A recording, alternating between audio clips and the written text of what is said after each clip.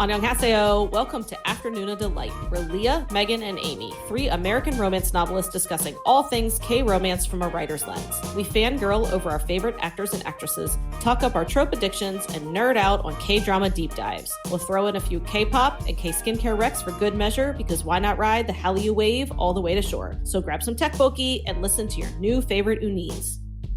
Hey, everybody. Hello.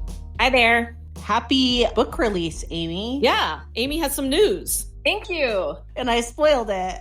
That's okay. Yeah, so I had a new book release yesterday, and it's called The Bloom Girls. And this one's a really exciting book for me because it's not romance. It's my first women's fiction book, but I do promise anyone who reads my romance that there are romances in this book, but romance is just not the focus of the book. So it's a mother-daughter story. My inspiration for it is one of my favorite TV series of all time, which is The Gilmore Girls, hence the title, The Bloom Girls. I'm so excited that my publisher came up with that title. And it's a mother-daughter story about a woman named Alyssa who is approaching 40, and she was a teen mom, and her daughter is a college graduate and is spending the summer in Europe. And the night before her daughter is coming back home after 2 months away, Alyssa realizes that she is pregnant at 39 with her ex-husband's baby because they had a little one-night stand at their daughter's college graduation after a little nostalgia set in. And so she's all, worried about what are we going to tell our daughter because she doesn't even know what the situation is with her ex. And then her daughter comes home from Europe, hops out of the rideshare with a guy and announces, "Hey, I'm engaged. This is my fiance." And so it's kind of a cross between My Big Fat Greek Wedding and Gilmore Girls with I'd say a little splash of Mamma Mia. So there's a wedding being planned, a pregnancy being hidden, romance is going on, and it's a lot of fun. I'm really excited about this book. Oh, and it's all Jewish characters too. So that's another really exciting thing for me. So anyway, it's called The Bloom Girls, and I hope you might read it. It sounds really good. It does. It sounds amazing. And, everyone listening, and I'm not just saying this because she's my friend. Amy's a really beautiful writer. I, read her books before I got to know her. So I wasn't biased. I loved her books and then knew I wanted to be friends with her. So do check out Bloom Girls because, again, she's a great writer and I'm excited to read it. And I will order that because I want the paperback on my shelf. I'm going to do it right now with one click. Thank you, Megan. That was really sweet. But truthfully, that's how the three of us became friends, is we all read each other's unpublished work. We met on social media, read each other's unpublished work, critiqued each other. And I mean, it's a good thing we all loved each other's writing because I don't think we would be friends if we read each other's books and we're not for me. Now I have to tell this person. So yeah, it worked out really well. Yeah. And along with our friend Natalie, who does not watch K-dramas, so she's not on this podcast with us, but same. We've been friends for a while. We love each other's writing. So, all right. Well, speaking of good writing. Yes. Good segue. No puns, but speaking of good writing, today we're talking about Flower of Evil.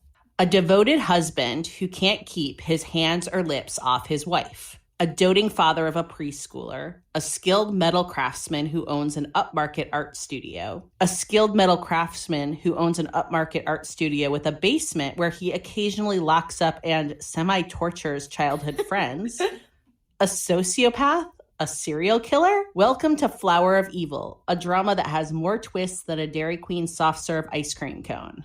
This drama follows a metal craftsman by the name of Bae Ki-sung, played by Lee Joon Gi, and his attempts to hide his past from his wife, played by Moon Chae-won.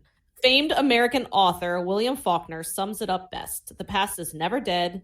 It's not even past. For Hee-sung, the skeletons in his closet are a lot like the zombies in Train to Busan. They just won't stay buried. And worse, his wife is a super smart detective who gets assigned to an infamous serial killer case, the Yeonju City murders, where the accomplice is still at large. And soon, she's seeing a lot of correlations between the man she's looking for and the man sleeping next to her every night. Oh, and Hee-sung might be openly affectionate to his family, but he has to practice smiling and demonstrating emotion in the bathroom mirror.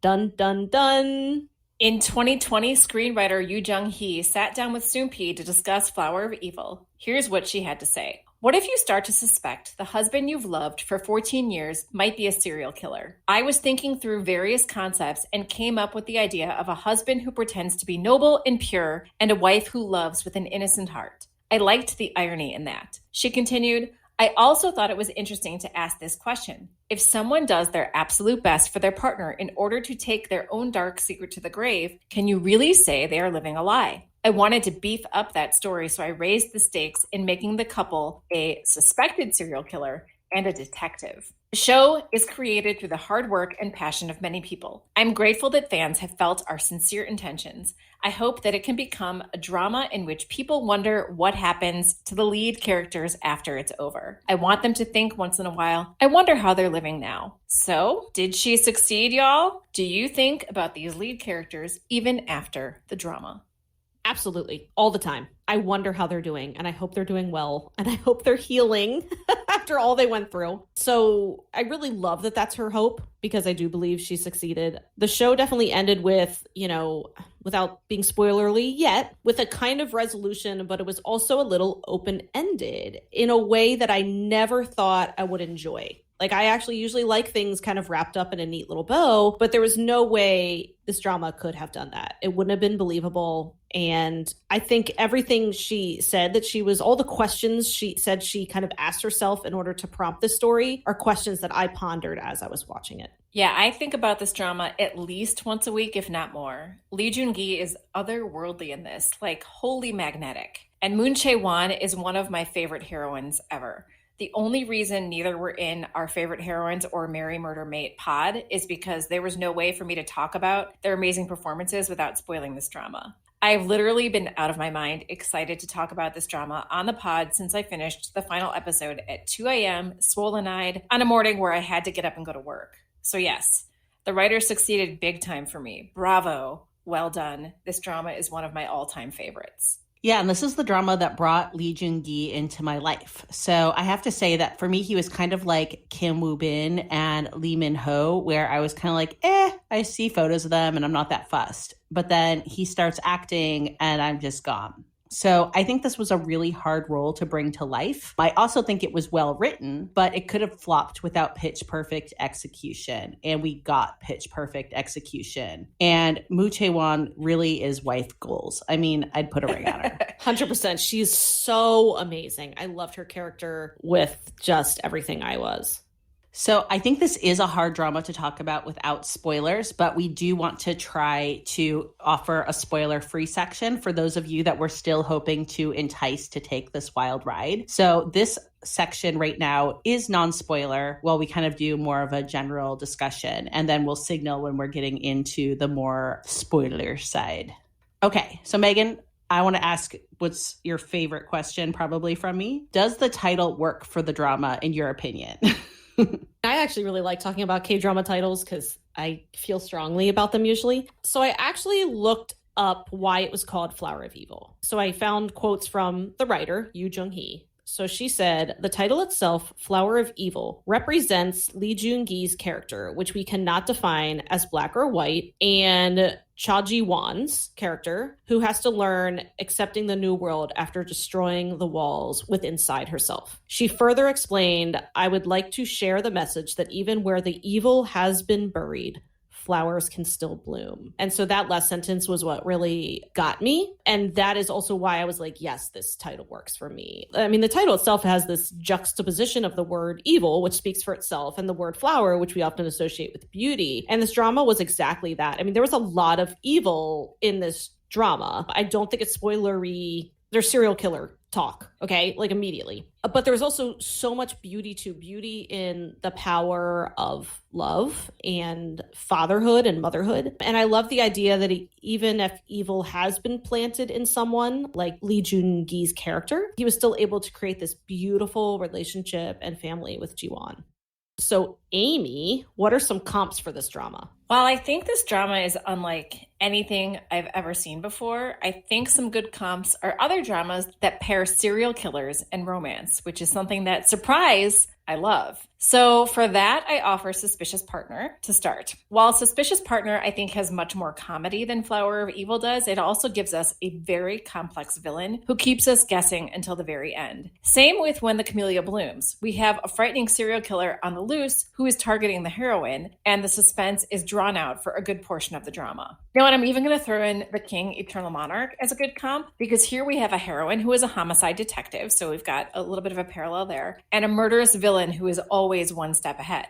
The only thing all these comps are missing, though, is the added element of the heroine suspecting the hero, her husband, of being the murderer. For me, that element is truly what sets Flower of Evil above all the rest. You know, as I was watching it, it gave me, I said this in our Slack channel, it reminded me of Healer in the way the plot was written. So I think Healer has a much different atmosphere than Flower of Evil, like a much, much different atmosphere. Healer is in no way as dark and like emotionally draining as Flower of Evil. Like I didn't even cry in Healer. But the way Healer was written, where it's a lot of characters and sort of like plot lines that like merge together and are kind of intertwined, and there's a lot of like shifting character motivations, and also just the sheer, like in Healer, the plot was like driven forward. Every scene mattered. It moved very swiftly. There was no filler, and that's the way Flower of Evil was written to me. It was no filler, continually driving the plot forward. Each episode ended on a cliffhanger that like you had to keep watching. So I don't know. It's hard for me to say that Healer is a comp because I do think the actual like emotions are so much different. But if you like that kind of hard driving plot, that's what Flower of Evil is. I would totally agree. And I would even add to the fact that both dramas, the present unfolds by visiting the past. Good point. Yeah. So they both have that same element where things are revealed in flashbacks that kind of blow your mind. Yes. When you get back to the present. And I normally hate flashbacks. Flower of Evil had the best flashbacks. I swear, the best flashbacks. So good.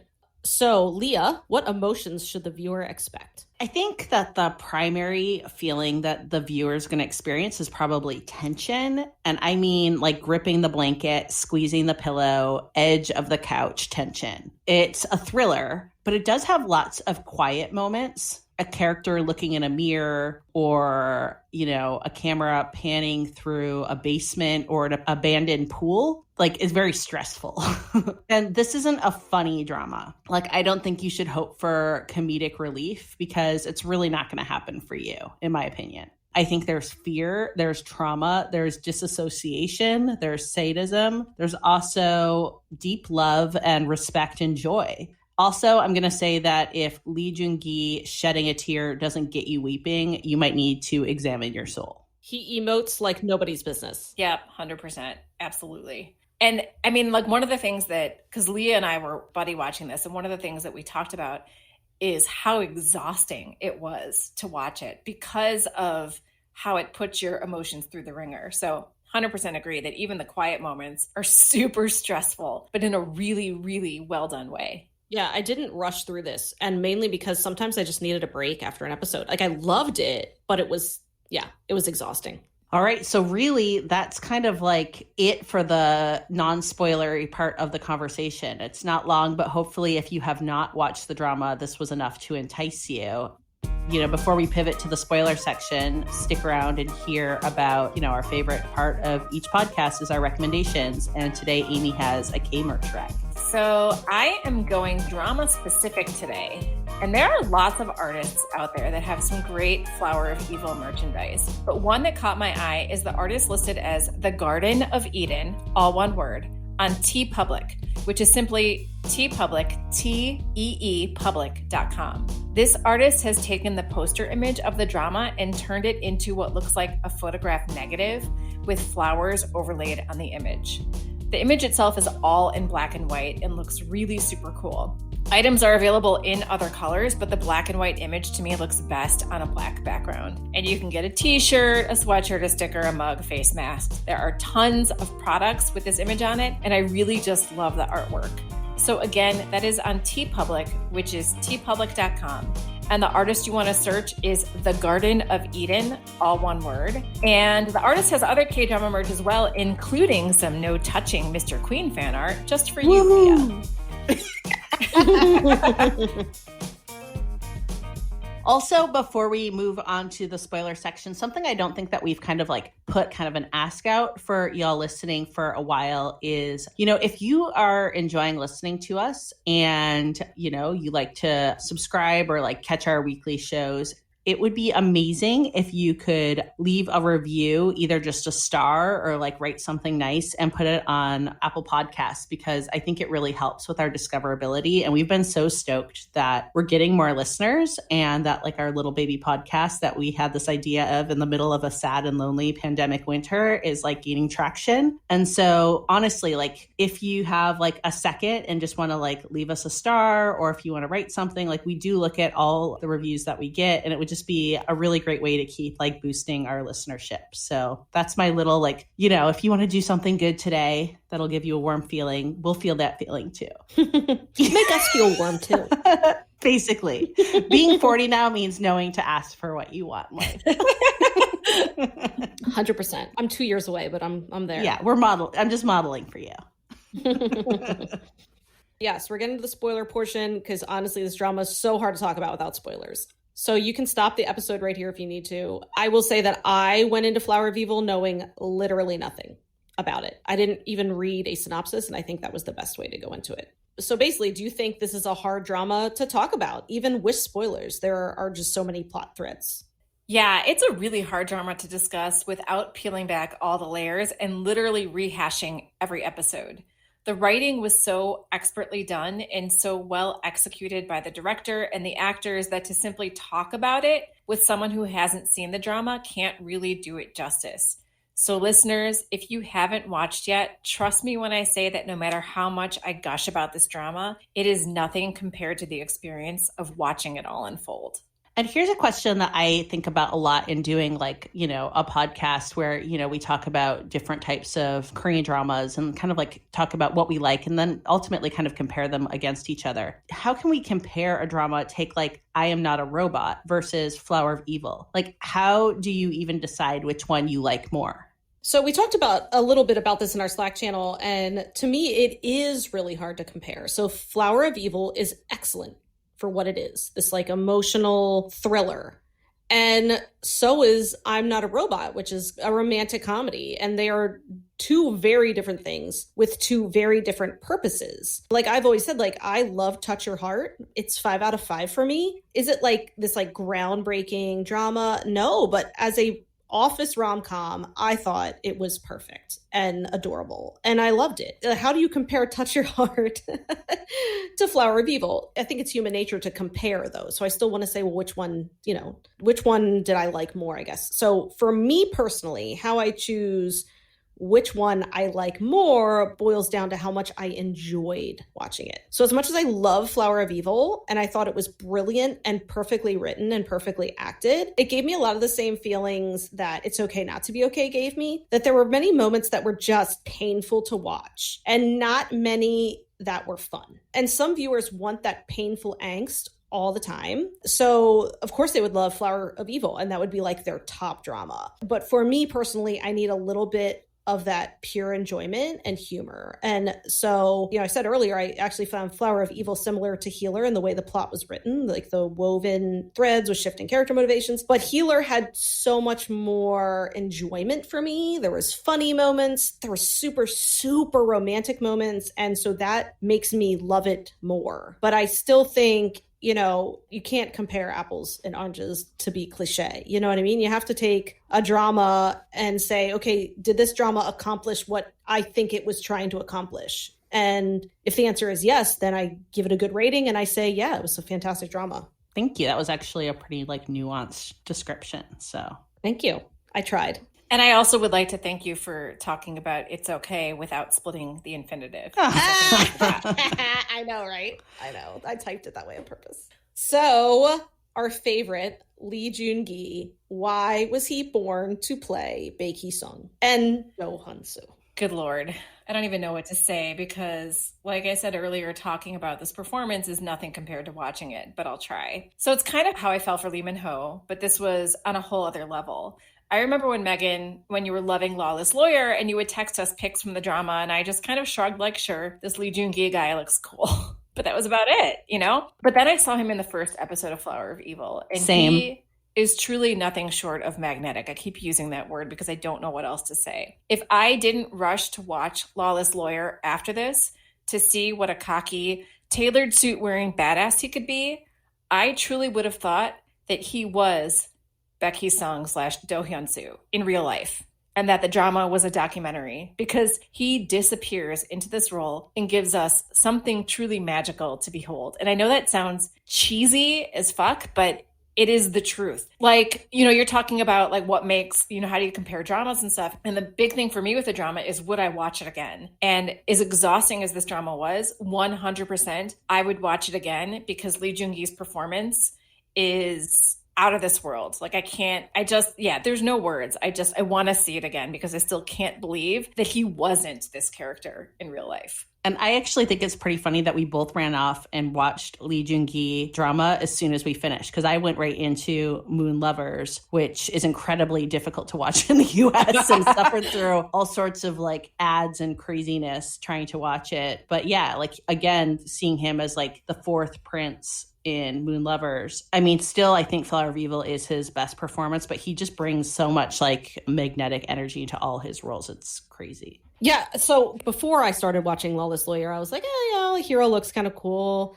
I guess. But then I started watching it, and the very first scene of Lawless Lawyer, he's like driving his like fancy car, and he's just so effortlessly cool. And as Amy said, he's magnetic on screen. And Lawless Lawyer was a very good drama, but I mean, Lee Joon Gi is just, he makes it. I mean, and just the way he moves his body in the action scenes, it's just incredible. And it's all, he's fantastic. Big Joon Gi energy. Yeah.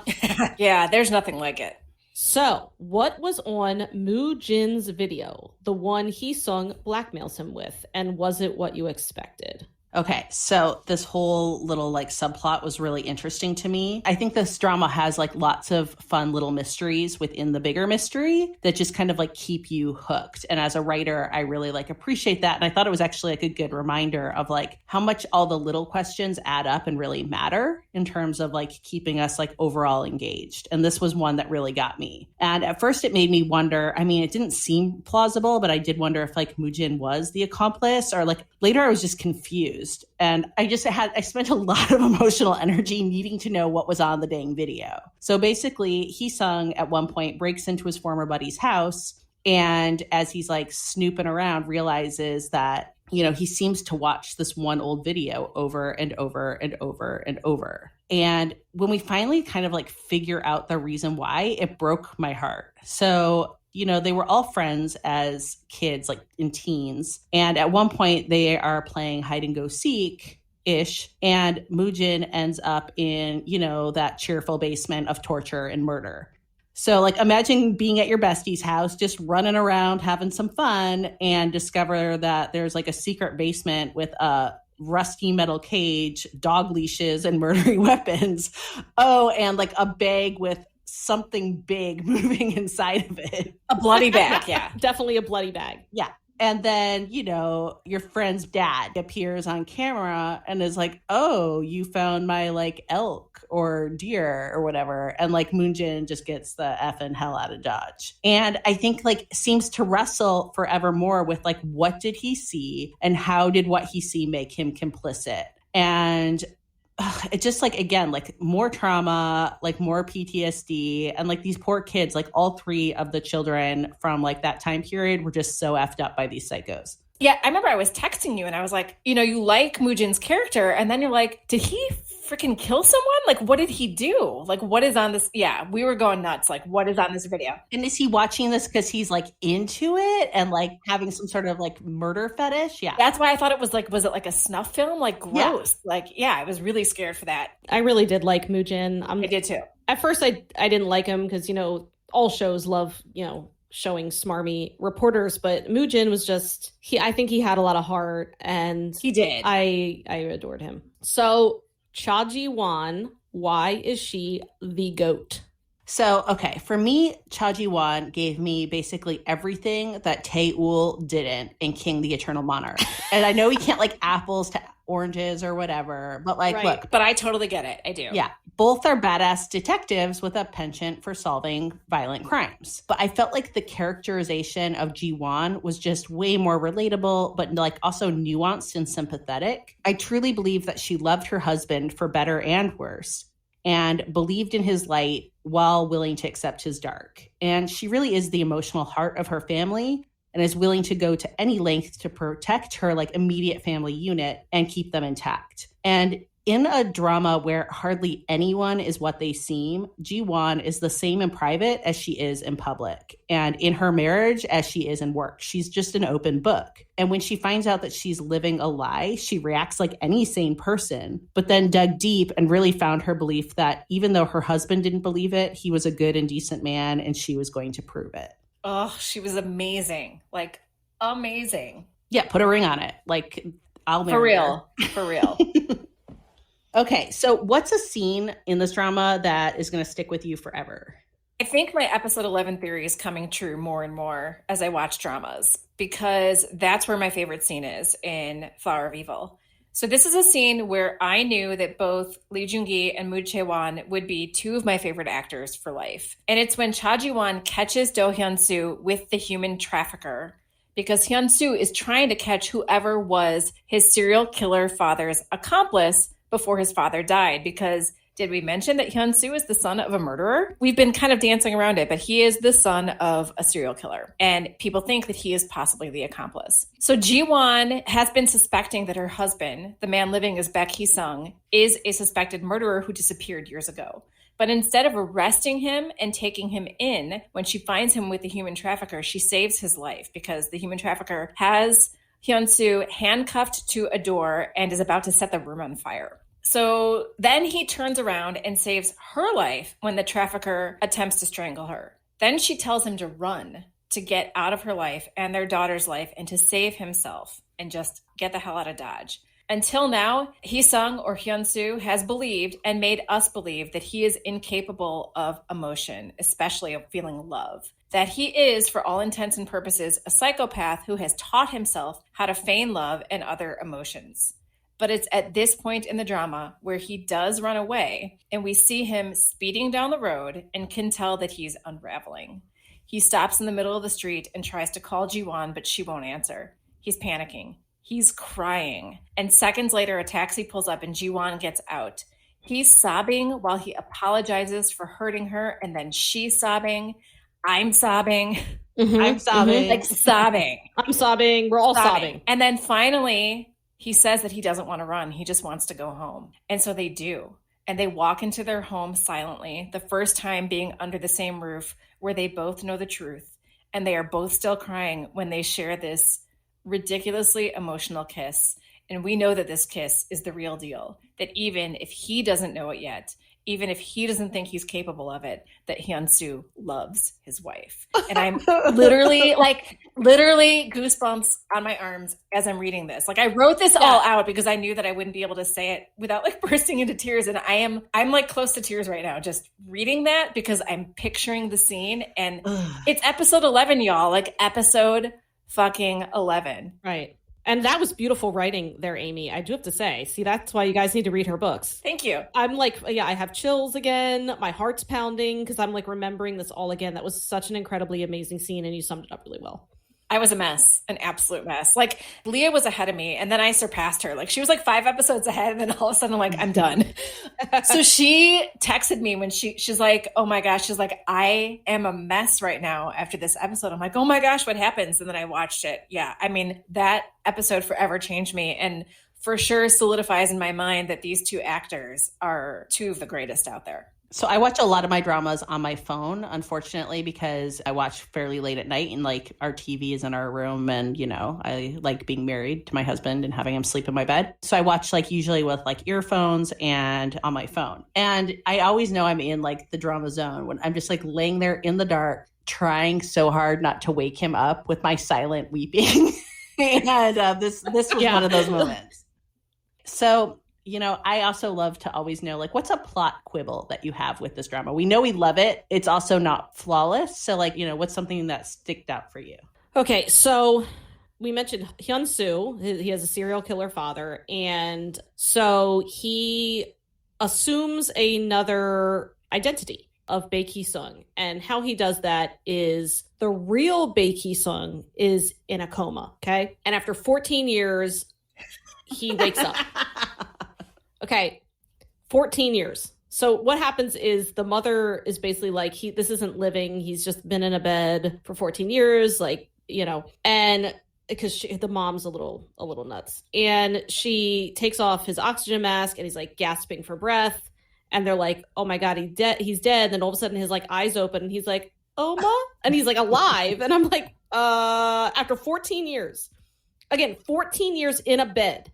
Okay. And I understand that there's like ways, like there's like machines that have been like working his muscles, but like he would have, after 14 years, you're telling me he's not like completely atrophied and he actually like can form a word right away, like ma. And I just kept thinking of like Kill Bill, like when she wakes up and she has like no use of like anything, and I don't know. So he wakes up after 14 years. And his hair isn't stringy, like they've been washing it. I believe it's that. Actually, like he does fall down the first time he tries to stand up. I mean, sure, but then he's like walking very quickly and he's like talking. He's like a baby deer. He just picks it up totally fast. I mean, I guess I was just like, this is the one thing that I was like, I mean, I loved what happened like later with him. I really truly did, but like that was really weird for me. I mean, like, sure, there are medical miracles, but this one was just weird. And he also fell into a coma this is another thing, like his mom, I mean, I don't think we need to get into why, but essentially she stabs him. We're in the spoiler section. Yeah, well, true. So she stabs him with a knife for reasons which you got to watch the drama. And that's how he falls into a coma, from like a stab in the side. Like, is anyone else like, really? For 14 years, you're just in a coma? So this drama, despite having the real Baek Hee-sung's father be a doctor, right, this drama is not about medical accuracies. No. And it's just like, okay. And I just didn't get that whole coma thing. Also, I need to talk about why they even bothered dyeing his hair. This like horrible orange. I know, I really did. Well, I think it was just to help us visually kind of like past and present. I guess, but it was terrible. And it did Lee Joon Gi no favors. We will say that. No. Yeah. And I think my favorite part was, okay, so once he wakes up, a medical miracle, and is walking and talking and killing again. So he kills their housekeeper and he needs to frame Do Hyun-soo for killing this. So he, he collects the dead woman's hair and like So there's some really contrived stuff in here, but you let it go because the rest is brilliant. I know. But so doesn't he clip her fingernails too? No, I don't. Yeah, but he's like sprinkling dead human hair in Hee-sung's car, like a coma salt bay. Yeah, in the trunk, like a coma salt bay, and I couldn't take it. Like I had to. I admit, like I actually laughed at that scene because I'm like, what? He's just like sprinkling it, and then he steeples his fingers and laughs. Even. I mean, he truly was like.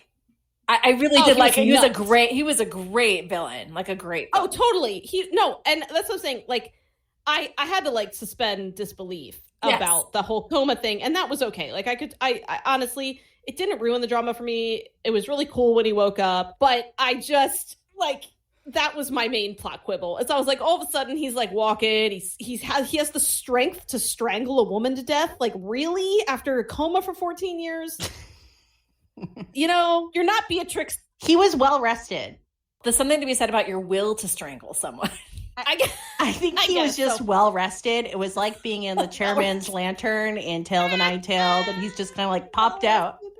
Yeah. So, I mean, again, it definitely did not. I still think it was expertly written, and that was fine. It's just that I was like, I remember being in the Slack channel. I'm like, guys, seriously? He just woke up from a coma for 14 years and just like doing all this stuff.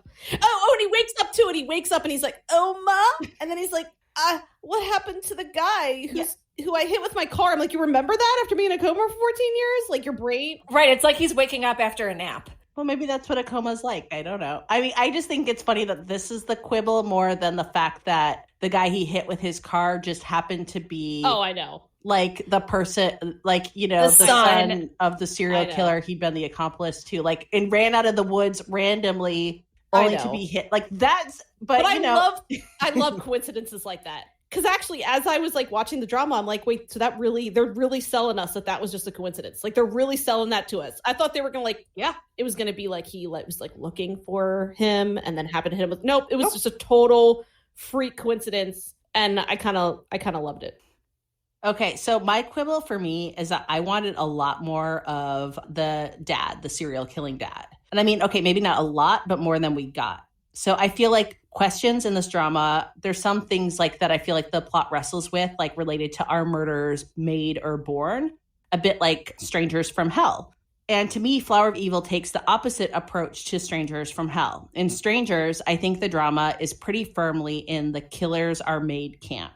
Flower of Evil seemed to me to suggest that killers are born. Like when the dad meets the guy in the coma as a young kid and is like, oh, there's like a baby serial killer. Hyun-Soo's dad. Yeah. Yeah, you're right. I actually agree with that. But I agree with that juxtaposition. Strangers from Hell were like killers are made, whereas this one is killers are born. I agree. And I wanted to know how the dad compartmentalized his murdering from his parenting, because he didn't seem like the worst dad. I mean, like he took Hyun-Soo to therapy as a kid. Right. And like, why? Like, what was he hoping to accomplish there? And like, you know, was he also like bummed his kids weren't in the murdering family business, or happy that they weren't? And also I thought it was interesting that he died because basically he was unwilling to kill his son.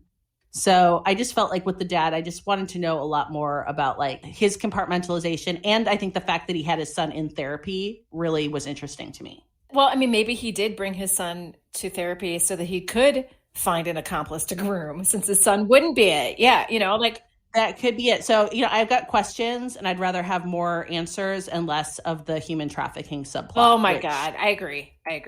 Okay. So what's up with CCTV in Korea? It seems core to so many dramas. Okay. So I put this in the script because, full disclosure, I've been wondering this for drama after drama after drama, and a lot of K-cinema too. So CCTV seems to have like a core like link to so many, especially if there's any kind of mystery plot. So I needed to learn more about CCTV in Korea because I really just don't feel like we ever talk about CCTV in American shows.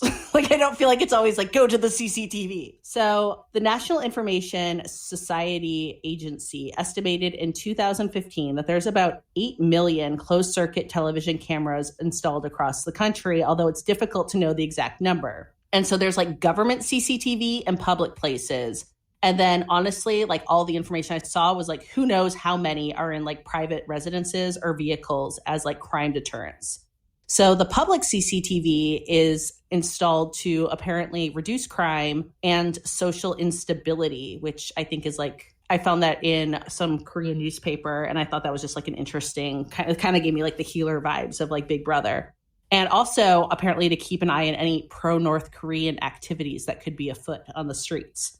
So obviously this has raised some concerns I saw in op-eds on whether South Koreans feel like they're under too much surveillance and whether or not information gathered could be used for more nefarious purposes than just law and order. And that kind of taps into some of the unease I felt like was raised in a drama, Amy, like the one we watched, My Holo Love. Yeah. However, during the COVID pandemic, CCTVs have helped play a significant role in reducing outbreaks, as sick people are able to be tracked, as are the people they come in contact with. And I found this like little article in the Brookings Institute that I thought was interesting, which was throughout the outbreak, Korean public's opinions about surveillance have been really positive because fatalities in Korea are about a third of the global average. And Korea has been one of the very few countries to flatten the curve and avoid a significant reemergence of the virus. And despite these successes, there have been voices expressing concern about the level of detail released by health authorities.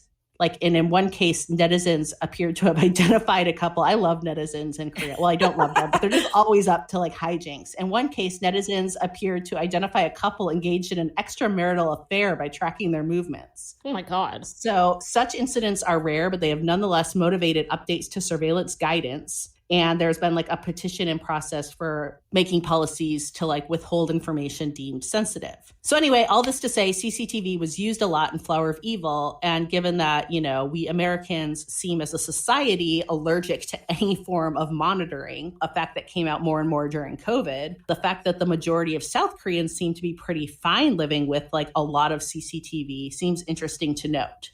So, you know, if anyone listening is from South Korea or has lived there or is living there, you know, I would love you to email us at AfterNoona Delight podcast@gmail.com because I really want to hear more. I remember one of the first times that I saw it and they were talking about black boxes in cars. I was like, does that just come with every car? Right?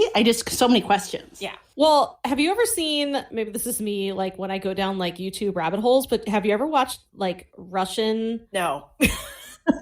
Okay. No, I already don't know what you're talking about. No. So I don't know if in Russia they all have cameras in their cars. I think they might have like a black box type thing, but there's like compilation of like Russian car crashes that are like from the point of view of the cameras in the cars. And it's like insane. Like the driving is just all over the place. I don't know. I'm so interested about you and your YouTube watching. Same. Oh, I know. I watch the weirdest stuff. And I think that one, my husband was like, you got to watch these. And we just like are like, oh my God, look at that. Like we're like children because it was really interesting to watch. But anyways. Yeah. And I mean, like we definitely have security cameras out and about, but I just don't feel like, especially, and I mean, like, granted, I'm not like up and up on all procedural dramas in the US, but I just don't feel like, I mean, it's in every K-drama practically is references to CCTV. And I just don't feel like if you watch like, American TV, there's very little times that I think people are going to be like, go to the CCTV. Like it happens. Yeah. It's just not like, what was the HBO show that came out last summer everybody was watching with like Hugh Grant and Nicole Kidman. I forgot what it's called.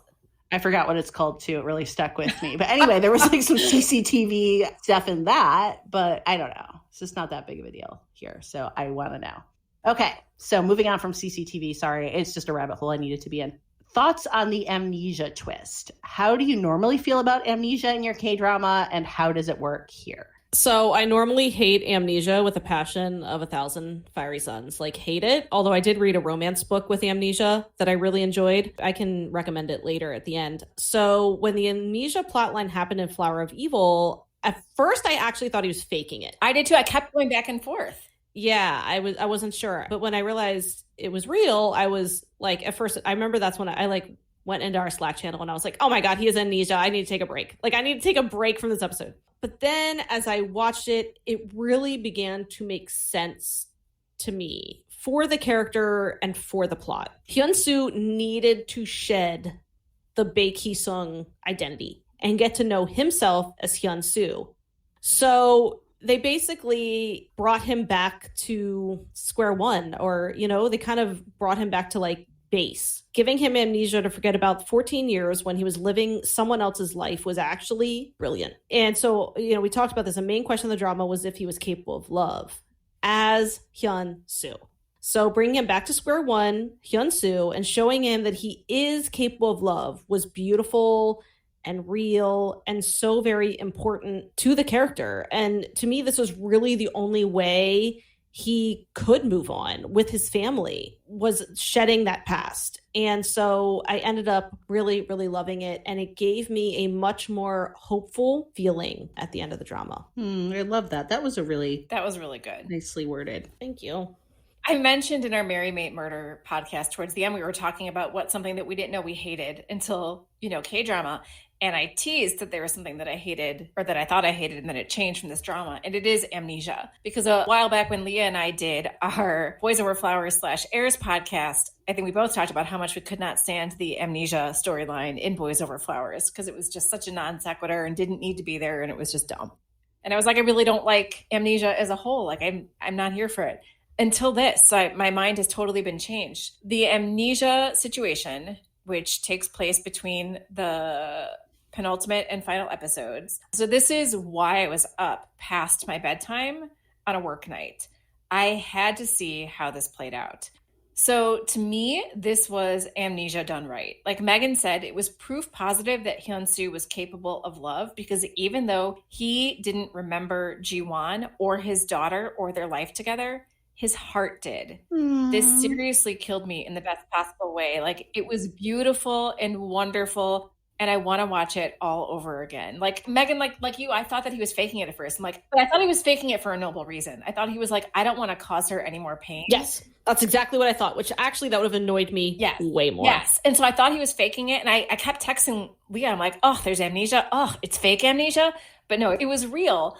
And what really got me was that even though he didn't remember her, he kept remarking to Moojin, why is he thinking about this woman? Like, he doesn't know her, kind of thing. Why is he still thinking about her? Oh, I loved it. You're right. His heart did. His heart still pounded. And then his heart remembered her. And then at the very end, when he realizes why he called his shop what he did, I died. Like that was, and she's standing there and she remembers everything, but she's willing to let him go. Oh my God. It's just so, I mean, so like, good. as much as there are ridiculous coincidences, comas with Oma and yeah. But like creepy. It was now you look back at it now, it's like a creepy Oma. He's like, Oma, Oh, he's so what creepy. happened to the man I hit with my car? Oma, creepy. Baby, awake and want to kill people.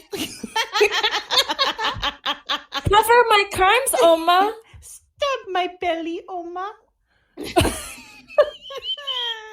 so sorry, I've lost it. But anyway, all that to say, the reason we love it is because even though there is definitely some like misses, the hits are just such home runs. Oh, home runs. Absolutely. Oh my God. So good. So good. Like I just keep thinking of all the amazing scenes in this drama. I mean, it was truly something special. And this was actually one of the first dramas where I looked at my husband. I was like, you would actually really, really love this. Because my husband loves like psychological thriller type stuff. Amy, and I feel like we were talking about amnesia right before we got to this amnesia part, right? Like I feel like we had just recorded the Airs and Boys Over Flowers podcast. Like I feel like that's why it might have come up. I don't know why else we would have been talking about amnesia because we hadn't seen just feel like we had it on the brain, we for did. Sure. And we were like, we hate it. Like, stop putting amnesia in dramas now. And then we finished this, and I'm like, oh my gosh, that is the best use of amnesia I have ever seen. Well, just so you know, guys, the next book I'm writing, the heroine has amnesia. Well, I mean, like on an alien planet, but obviously, but yeah, I'm totally writing amnesia, and I'm really excited about it, and it's because of Flower of Evil. Oh, I love it. I just love this couple so much. And I saw like some variety show that they were both in, like the two leads were in, just kind of like, doing promo. One of the announcers on the variety show basically said something that I thought was pretty hilarious, but he's like, that, this is a fictional marriage because no long married couple, like, people aren't like this hot for each other like you two were in the drama. And I'm like, that may be true or not true, but I just thought their chemistry was amazing. And the fact they were so handsy and just obviously got it all the time just added to like how much I love them together. Agreed. So how are we feeling about serial killers in our romantic dramas? Are we all set or do we need more? More. Like I'm always going to love a good serial killer in a drama. Like when the Camellia Blooms showed me, I'll take a serial killer anywhere. Yep. Even in a small town romance, I will 100%. Take a serial killer plot. More. Yeah, I still really want more small town romance with a serial killer for sure. But this, I really liked, this was like an effed up, like we got into like some of like the like bondage and murder of like the serial killer, and I still enjoyed it. Yeah, I mean, like keeping people in cages, torturing them. Yeah, the dog leashes. Bring it on, more cages and dog leashes. All right, more cages, more bloody bags and cages. And oh my. And honestly, that guy messed with me too because he was hot. So not only was he like... He was. I was just going to say like another hot serial killer too, which I think is even more compelling. Yeah. I mean, he looked like, like some sort of like Louis Vuitton model. Okay, so I mentioned earlier that there was a book with amnesia that I actually really liked. So I'll go ahead and make that our recommendation of the week. So the book is called The River Leith or Leith. I'm not actually sure. It's Leith by Leta Blake. And I read this a really long time ago. So I'm going to read the blurb real quick. So the author describes this as a standalone male-male romance. So it is a gay romance with amnesia trope, hurt comfort, bisexual discovery, first-time gay scenes, a second chance at love, and a satisfying happy ending. So this is the blurb. Amnesia stole his memories, but it can't erase their love. Leith is terrified after waking up in a hospital bed to find his most recent memories are 3 years out of date. Worse, he can't even remember how he met the beautiful man who visits him most days.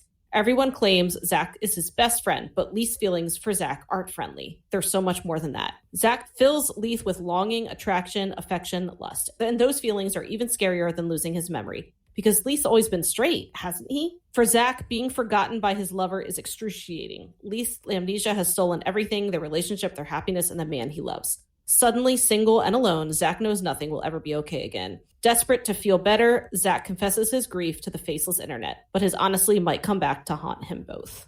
Like I said, it's almost kind of similar where they're a couple and he forgets them. And I feel like they were like a closeted relationship. So the other man doesn't even have anyone to like confide in. And it was a really lovely book. So I recommend it. It actually sounds really good. Thank you. Came out in like 2014, I think. I don't know. It's an older book. And so it's been a long time since I read it, but I remember really loving it. And Leta Blake is a really talented writer. Cool. Well, what are we all watching?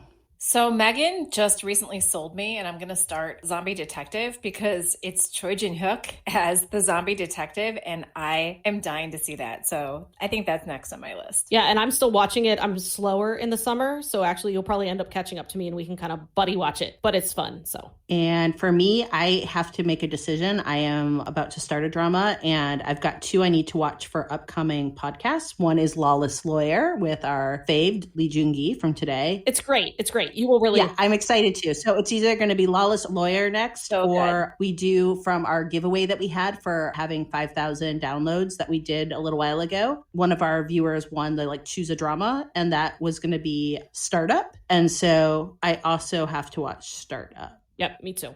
And Into the Ring. So I've got to just decide which one I'm going to do. I have to watch that one too. Yeah, I mean, those are all good though.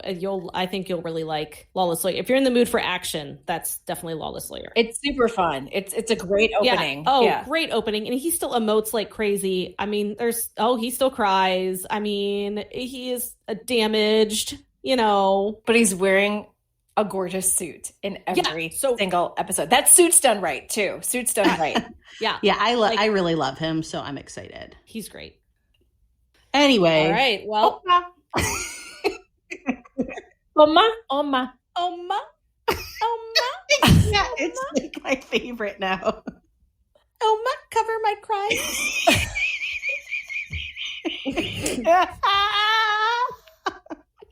Oma, I killed someone. Oma, I'm gonna bury this body. I did like how enabling his parents were, though. It just shows you, don't enable your kid to do shit.